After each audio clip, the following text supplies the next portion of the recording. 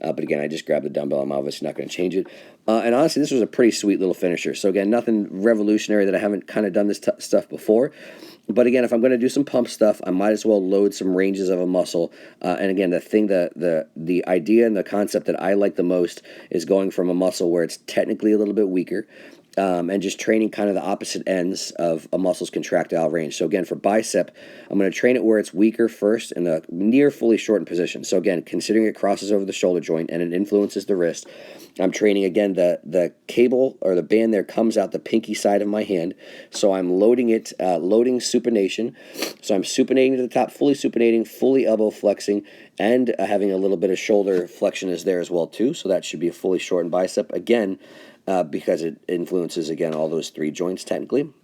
And then I'm going right to the muscle where it is near fully lengthened. So I have my upper arm extended behind me a little bit. And again, because the bicep crosses over the shoulder joint, that will lengthen it more than just being in a fully elbow extended position.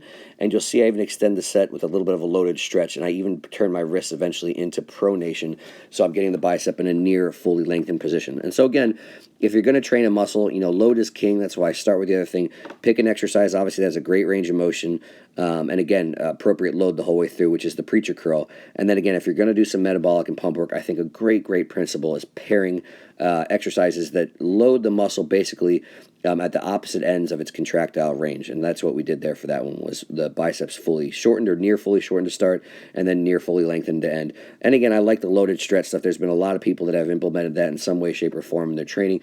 I don't think there's definitive evidence that in and of itself it grows muscle, but anecdotally, you can make the argument that maybe you can add to it, whether it's from just additional tension, because there's definitely additional force production just from bone-to-bone pull, as long as you're not just sitting there, I'm hanging there, I'm squeezing the handle, I'm squeezing the biceps while I'm in that stretched position.